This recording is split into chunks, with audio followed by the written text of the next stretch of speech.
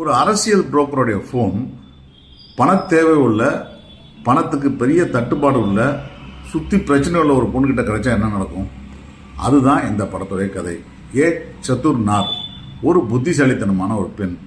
So வறுமையில் இருந்தாலும், அவளை சுற்றி பயங்கர கடன் இருந்தாலும், அந்த பெண் இந்த ஃபோனை வச்சுக்கிட்டு ஒரு பெரிய ஒரு அரசியல் பணம் அதில் துழலுது.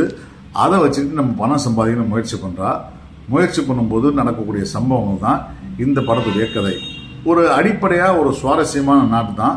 இதில் ரொம்ப நல்லாவே பண்ணியிருக்காங்கன்னு தான் சொன்னேன் இந்த ஐடியாவஸ் ஏன்னா ஒரு வறுமையின் உச்சத்தில் இருக்கிற பொண்ணு வீட்டுக்கு வெளியில் பூட்டிட்டு வீட்டுக்குள்ளே இருக்கிற ஒரு பெண், சில விஷயங்கள்லாம் லாஜிக் தனம் இல்லாத இருந்தாலும் கூட அந்த அவளுடைய கஷ்டத்துக்காக ஊரே சப்போர்ட் பண்ணுற பெண், அவகிட்ட ஒரு ஃபோன் கிடைக்குது. பல கோடி ரூபா ஊழல் நடக்க போகிற டீட்டெயில்ஸ் அந்த ஃபோனில் இருக்குது. அதை வச்சு அவள் மிரட்ட பார்க்குறா. அவள் ஏன் மிரட்டுறா? அவளுக்கு 2 கோடி ரூபா கேட்குறா. 2 கோடி ரூபான்றது 5 கோடி ரூபா ஆகுது. அது கிடைக்குதா இல்லையா? ஹீரோவாக இருக்கிற நீல்முத்து முகேஷ் எப்படி இதை டீல் பண்ண போகிறாரு? அரசியல்வாதிகள் இவளை எப்படி டீல் பண்ண போகிறாங்க? ஏன்னா லெஃப்ட் ஹேண்டில் தட்டி கொடுக்குற ஒரு கேரக்டர் தான். அது எப்படி நடக்குதுன்றது தான் கதை. ரொம்ப இன்ட்ரெஸ்டிங்கான ஒரு பிளாட் தான். ரொம்ப மொக்க பிளாட்லாம் சொல்ல முடியாது. ஒரு இன்ட்ரெஸ்டிங்கான பிளாட் தான் நடந்துருக்குது. இதில் பார்த்தீங்கன்னா உமாஷ் சுக்லா ப்ரொடியூஸ் பண்ணி டைரக்ட் பண்ணியிருக்காரு அந்த படத்தை. திவ்யா கோஷலா இந்த படத்துக்கு நடிச்சிருக்காங்க. அவங்க தான் மம்தா கேரக்டர் நடிச்சிருக்காங்க. கொஞ்சம் பார்க்குறதுக்கு பூமி பட்னாக்கிற மாதிரி டகால்னு தெரிஞ்சாலும், ஆனால் இவங்க கொஞ்சம் மெச்சூர் முகமாக தான் இருக்குது. நல்லாவே நடிச்சிருக்காங்க. நீல்முத்து முகேஷ் தான் இந்த படத்துடைய hero and come villain also. இந்த கதையில் அவர் எல்லாருக்கிட்டையும் மாட்டிக்கிட்டு போடுற அவஸ்தை இருக்குது பார்த்தீங்களா? அந்த அவஸ்தை மிக அழகாக எக்ஸ்பிரஸ் பண்ணியிருக்காரு. அந்த ப்ரெஷரையும் அவர் கரெக்டாக கொடுத்துருக்கிறாரு. மேக்கிங்லேயே ஆகட்டும், அந்த சுச்சுவேஷனில் ஆகட்டும், அவர் எக்ஸ்பிரஸ் பண்ணுற விதமும் அந்த டென்ஷனும் அது ரொம்ப இயல்பாகவே இருக்குது.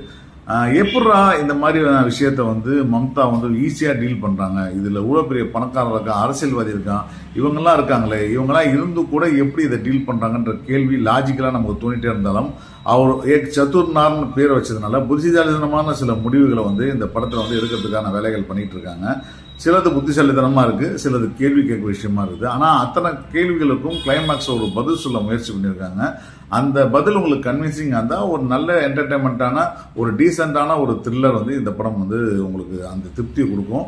இந்த படம் பார்த்தீங்கன்னா நெட்ஃப்ளிக்ஸில் ரிலீஸ் ஆகிருக்கு. செப்டம்பர் மாதம் தியேட்டரில் ரிலீஸ் ஆன படம். அதற்கப்புறம் இப்போ நேரடியாக அதுக்கப்புறம் ஒரு நெட்ஃப்ளிக்ஸில் வந்திருக்கு. ஸோ நெட்ஃப்ளிக்ஸில் நீங்கள் த்ரில்லர் விரும்பிகளா இருந்தால், அதுவும் ஹிந்தி பட த்ரில்லர் விரும்பிகளா இருந்தால் நிச்சயமாக இந்த படத்தை பார்க்கலாம். பார்த்துட்டு உங்கள் கருத்தை சொல்லுங்கள்.